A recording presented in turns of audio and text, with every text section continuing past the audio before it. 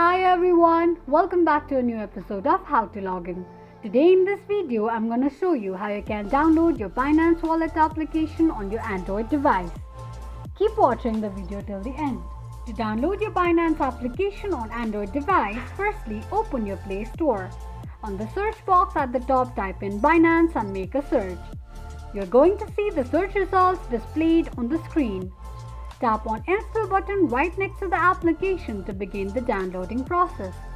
While downloading the application, make sure that you're connected to a strong internet.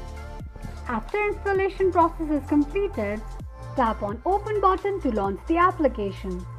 Open the application and that is how you will be able to download your Binance wallet on your Android device quickly and easily just in few steps. If you have any thoughts or queries, let us know in the comment section. Don't forget to subscribe to our channel. Also, press the notification bell icon so that YouTube will notify you whenever we post a new video. Thank you so much for watching.